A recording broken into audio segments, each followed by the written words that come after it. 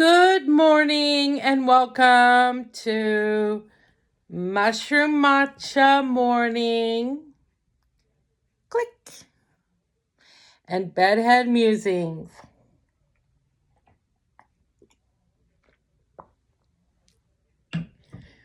You know what's nice about matcha as opposed to coffee?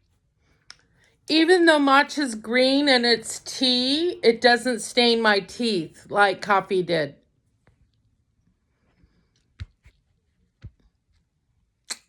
So there's that. And it has 1/3 less caffeine, so there's not enough caffeine that it raises my blood pressure.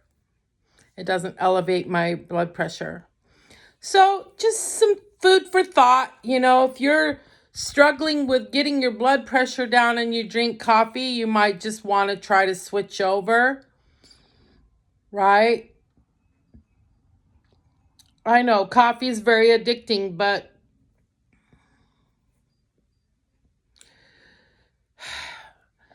once you've been doing this for a while, you're going to be addicted to it. So, you can just switch over your addiction to something healthier. Okay, so yeah, today is a shower day. But I was going to sit here and have some matcha and then go get in the shower. And then I remembered, oh yeah, when I was on my way home, all the lights on my dashboard came on. So I got a new airflow sensor put on, but the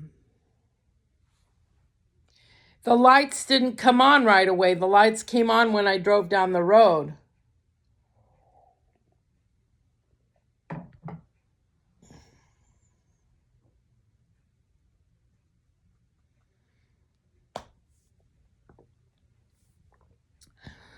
So, I don't know. I'm on my way to go there. I thought, oh my God, I get to stay home today until later this afternoon.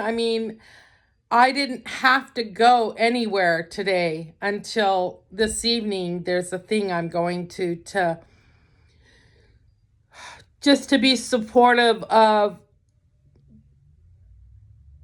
I'm not even sure. There's not a lot of information about this event, which I don't like, but it appears that it's an event where Republicans and Democrats are coming together to get Elon Musk out of the White House.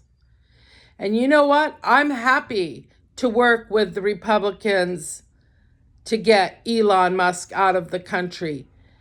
We're not a divided, we think we're a divided country, but we're one country. And I don't know if the best thing is to just not have any sides, to have Democrats and Republicans. Maybe it's just better not to. I don't know.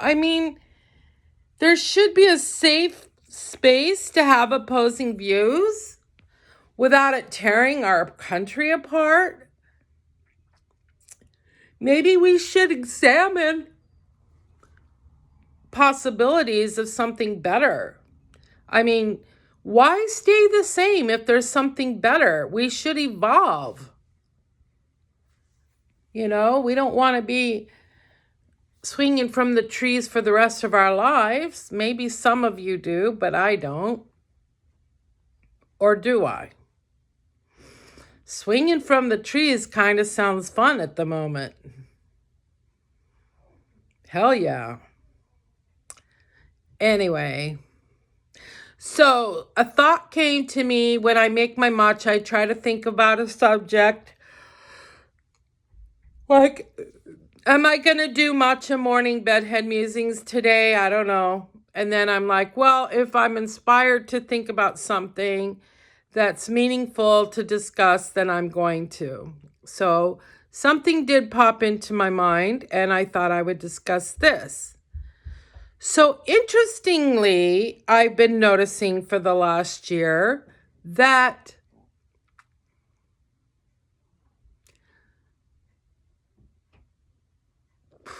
how do I say this without saying it in a way that it's causes a person's defenses to go up? Because that's not what I wish to do. That's not the outcome I'm looking for. I'm looking for an outcome of expanding the mind, expanding understanding, bringing insight. Like, oh, I never thought about it like that. That's all I hope for. I don't want to step on toes. So, I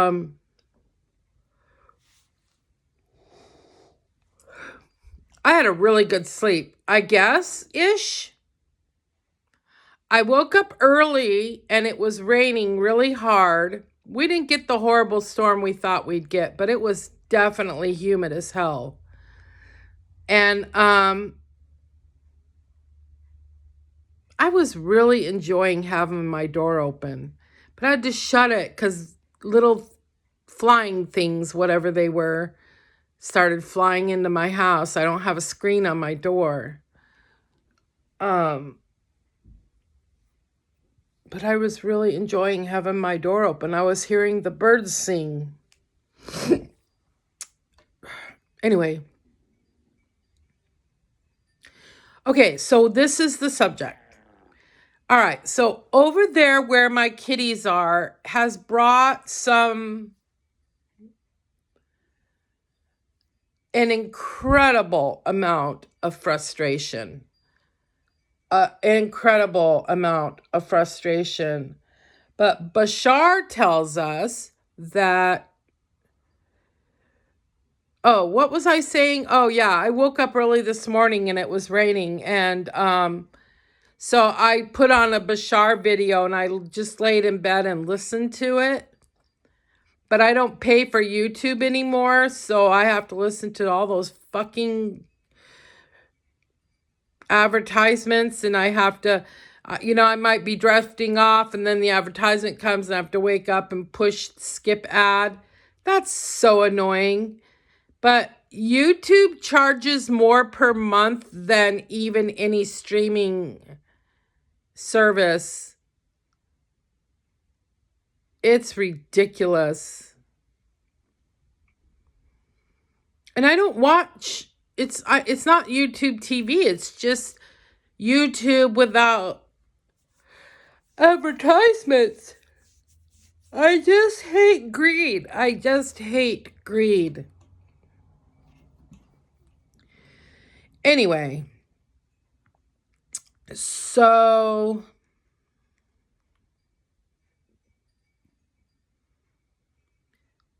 I slept really good up to, well, actually, I fell asleep in my chair.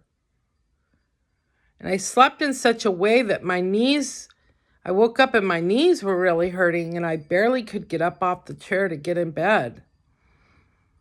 So I put my salve on my knees. So I woke up about 2:30, went to bed, slept till about 6:15, woke up to the sound of the hard rain, listened to Bashar, was probably semi-awake for about an hour, and then fell asleep. And then slept till about 9:30, which I prefer to get up at 8, but whatever. So I slept good-ish. Whatever. Okay, so my kitty colony. I have had a lot of frustrations, yes. But Bashar says that with frustrations, we learn, we grow. So it's not about the situation, it's about your attitude toward the situation, right? Because your attitude is a big deal about how about your perspective about things. So I was thinking about that this morning. And the kitty colony has caused me a lot of grief, a lot of frustration. And I have considered many times abandoning the kitty colony, but then my heart just hurts so bad. I can't stand it. And I cry because I think about those kitties not eating, nobody looking out for them to make sure they're okay. So I can't do it. I'm stuck. And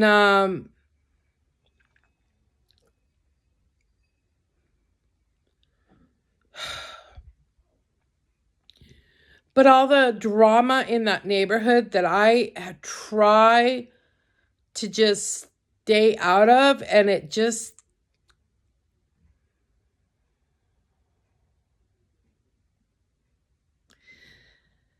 so there's a guy that's had a stroke. There's two guys that have had a stroke and are in a wheelchair in this neighborhood, right? The old man with the dog was put down. The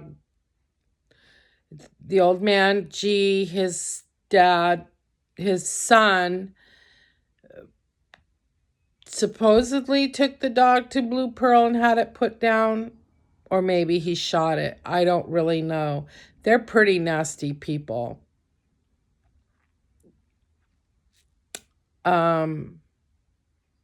Yeah. They started threatening me. All this time, they never once said to me, hey, we see that you're trying to get a fundraiser going to help, G. We'd like to get involved. Never. They stood on the sidelines to see how far I'd get helping him.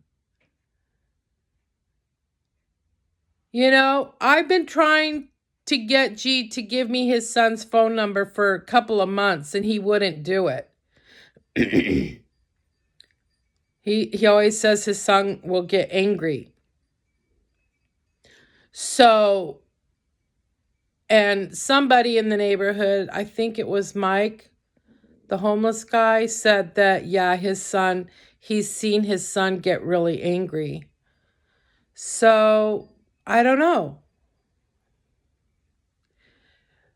But their messages to me were just nasty and vile, and I didn't deserve that. So I ended up having to block the girl, the daughter of the woman, and the woman. So who are these girls? So G's son is married to a woman, and she has a daughter that's an adult. It's not G's biological granddaughter. But so the woman, the son's wife, she was just like, I'm going to press charges against you for telling lies about my father-in-law. I didn't tell any lies. I told the truth, what I was seeing. They don't want anyone to know how they're just neglecting G.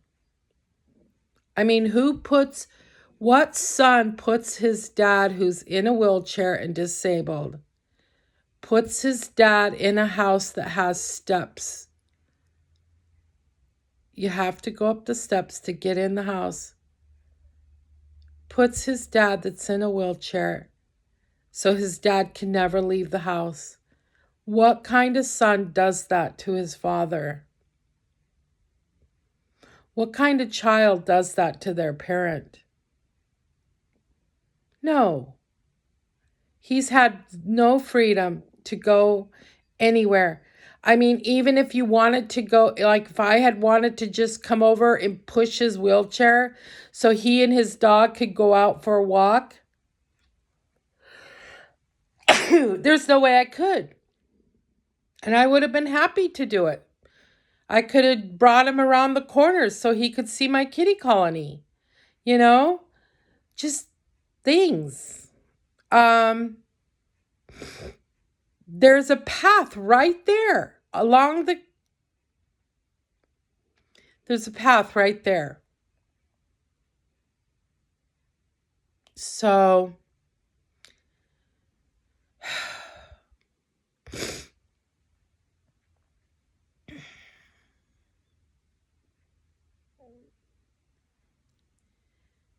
these are my thoughts.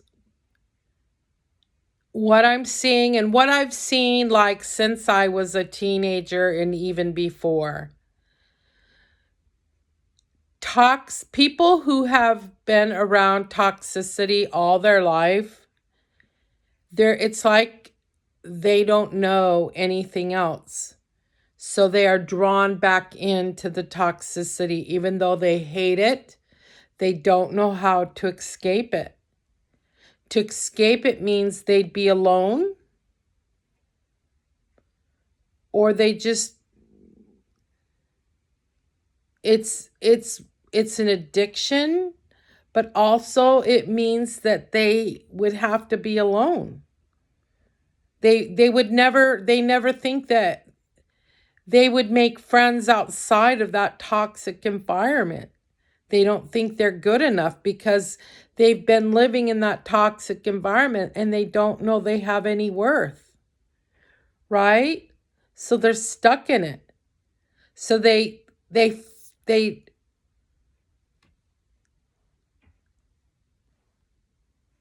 go right back into it. And I noticed that in circles, like I get away from people once I realize how toxic it is. And as I have grown emotionally and I have learned to set healthy boundaries, how I have drifted away from a lot of people. And it's just really hard for me to be in relationships with people who aren't self-aware or aren't like open to self-improvement. And so, because I want to grow,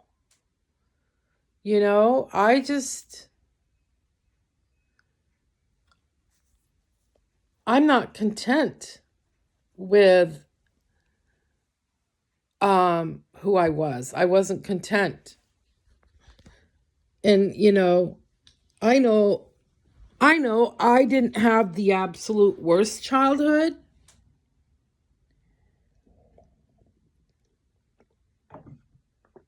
Being somebody who grew up knowing about white supremacy and knowing about the KKK and knowing about the Illuminati and knowing that, they kidnap children and they chase them down. They chase children and adults. They chase them. It's called the human hunt. I was never human hunted. Thank God for that. How terrifying. And, you're in about 40 acres of property that's fenced in. So it doesn't matter where you run. There's nowhere to go. You're just being chased, hoping to stay alive as long as you can. There's no escape.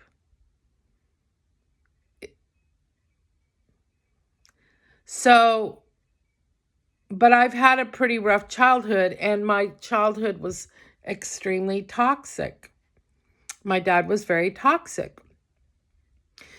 So, I'm glad that he has, what Reiki people say is the third heaven and above, but there's no heaven.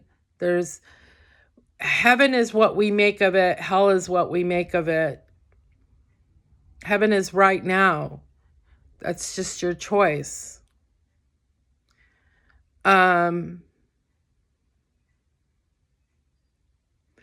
So the man in the wheelchair that is not G, that's the other guy that Crybaby Brat was hiding under his house. He is super duper toxic. Now, what happened according to the homeless guy M is he says that when his cousin had a stroke, he became an alcoholic and he gets really mean.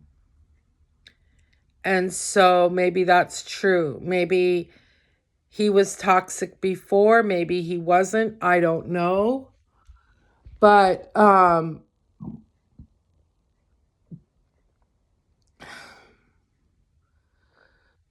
yeah.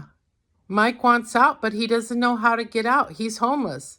He thinks that he's limited to what he can do. And he's 61, 62.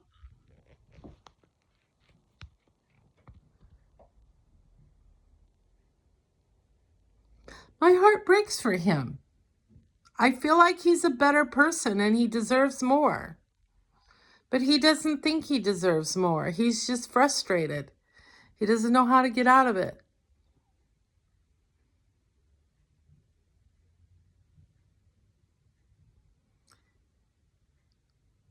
So he wouldn't be probably... He might be old enough to get Social Security. I should talk to him about that. If he could get Social Security, I know Trump is raising the age, but if he could get Social Security, he could get a senior apartment.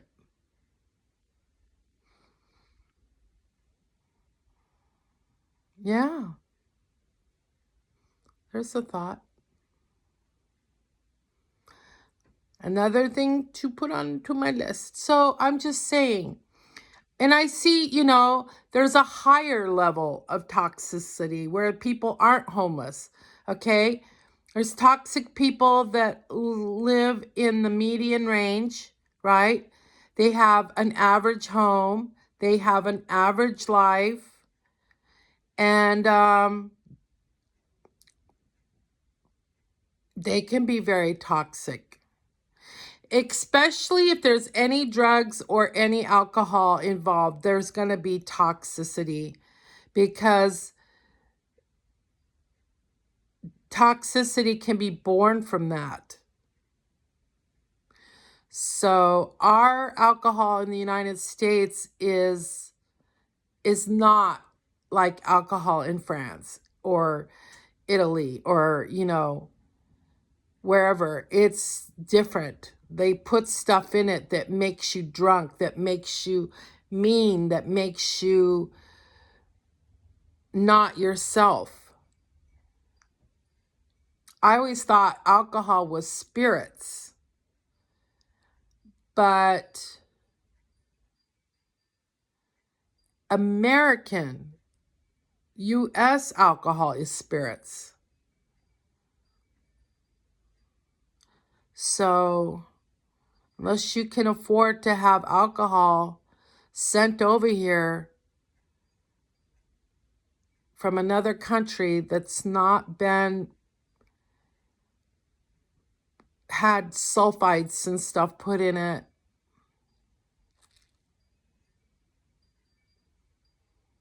yeah. So that's I hope I'm making it clear. I feel like my head is kind of foggy today. And typically that would happen when the humidity rises. So, and the humidity, last time I checked, was like 89%. It does seem to have a bearing on how I feel and how I'm mentally able to cope. One of the things that make me look forward to moving back to the West Coast. I love all the trees here, and all the water, but it's miserable for me.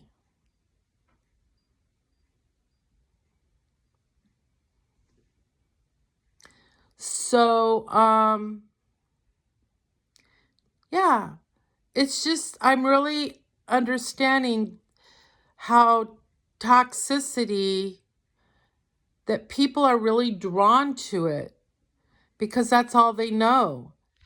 It's it's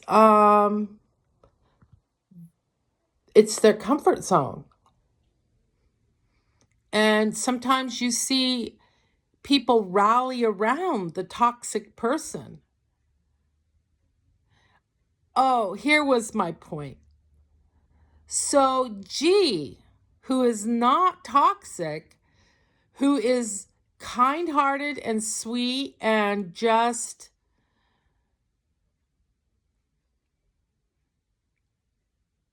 well, he's being very neglected, very abused in his neglect. There's no people over there visiting him, right? There's nobody over there. Nobody goes to see him. Nobody spends time with him. And he's just kind-hearted and gentle, right? But this other guy, Jay, who's in the wheelchair, who's toxic, who's an alcoholic, there are people all around him. He's not lonely. He's got people helping him 24 hours a day, including M. He's got a nephew living with him inside the house. He's got a girlfriend. I don't want to make fun. He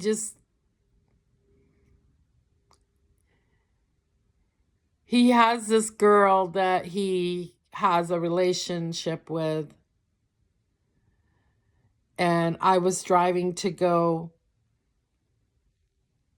feed the kitties.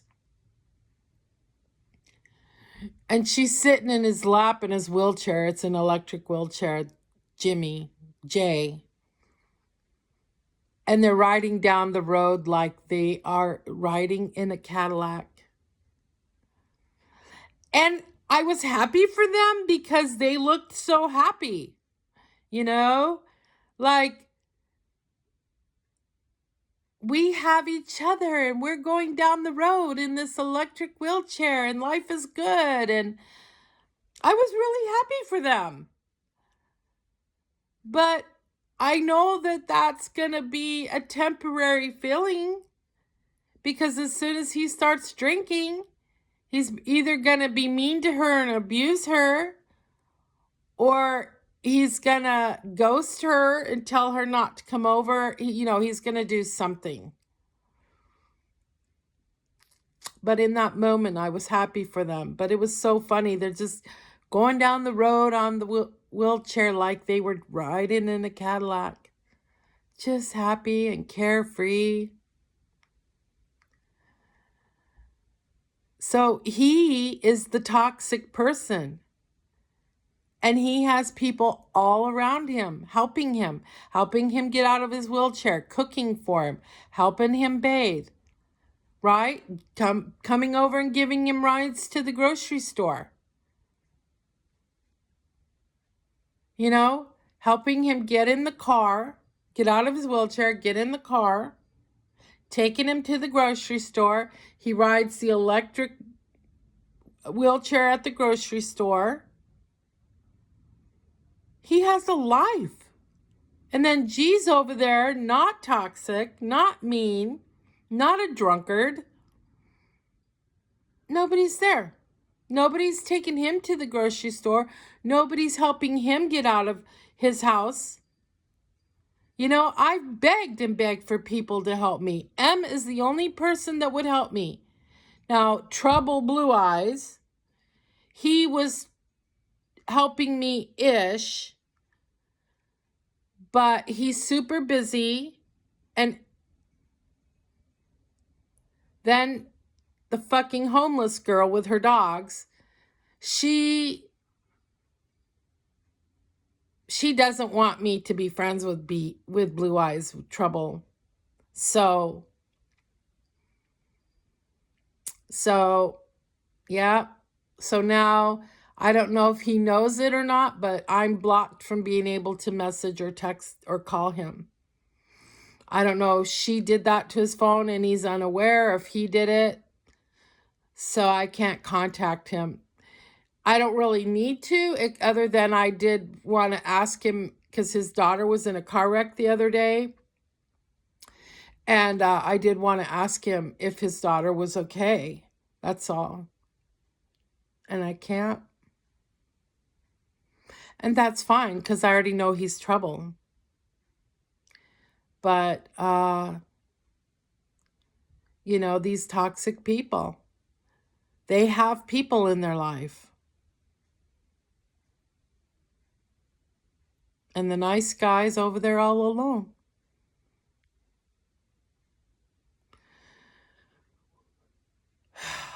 When the dust settles, I'll probably go over there and check on him. But I can't right now. His family's mad at me for trying to get him help.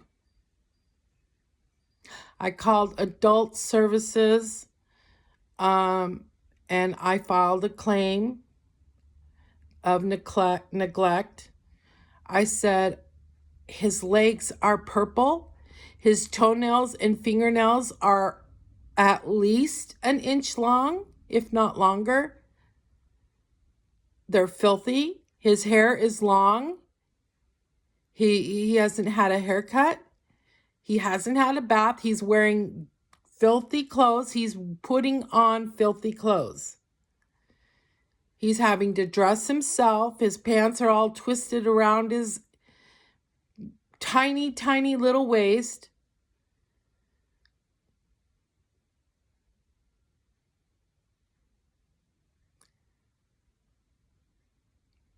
And his family's like, we take care of him.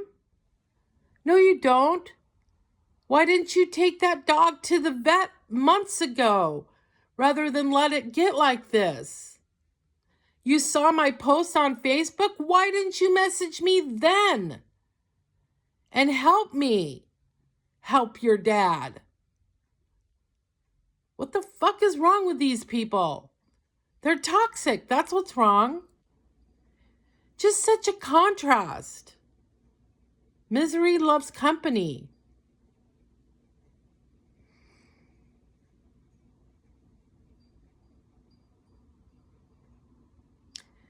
Anyway, I gotta go to get the machine put on my car and have it reset. So I gotta go do that.